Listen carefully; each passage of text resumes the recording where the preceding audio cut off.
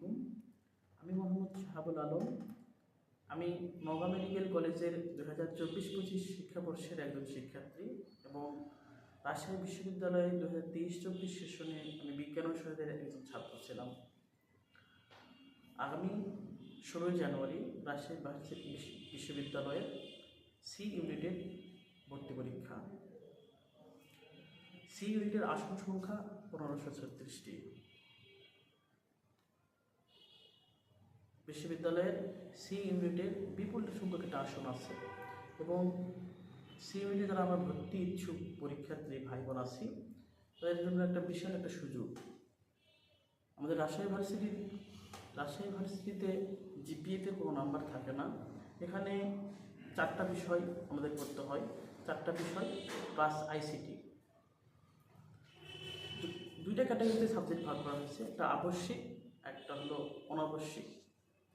আবশ্যিক সাবজেক্টে আছে রসায়ন 25 মার্ক, পদার্থবিজ্ঞান 25 মার্ক, আইসিটিতে 5 মার্ক, মোট 55 মার্ক। অনাবশ্যিক বিষয় আছে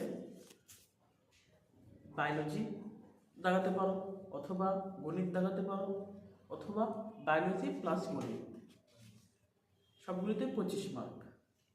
তবে শুধু গণিত দাগালে রাজশাহী ইউনিভার্সিটির বিজ্ঞান অনুষদের গণিত রিলেটেড যে সাবজেক্টগুলো আছে সেগুলো তুমি পাবা না, বায়োলজি রিলেটেড সাবজেক্টগুলি পাবা না। গণিত রিলেটেড সাবজেক্টগুলির মধ্যে পদার্থবিজ্ঞান, রসায়ন, পরিসংখ্যান, পপুলেশন সায়েন্স, ফলিত গণিত এটসেট্রা।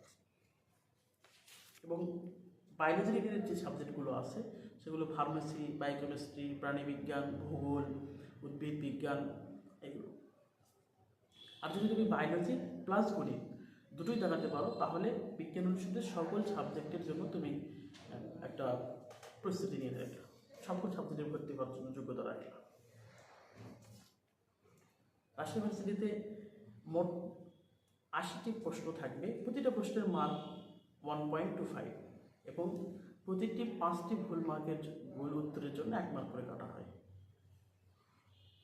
80টি মার্কের কিন্তু 80টি প্রশ্নের সম্পূর্ণ যে মান সেটা হলো 100।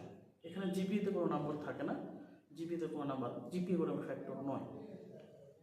এখন তোমার পড়বে কীভাবে? রাজশাহী ইউনিভার্সিটিতে তুমি যদি প্রশ্নগুলো দেখো তাহলে দেখবে যে বিগত বছরের প্রশ্নের অনুরূপ প্রশ্ন আসতেছে। প্রশ্নগুলো প্রায় একই কোয়ালিটি, একই ধরনের।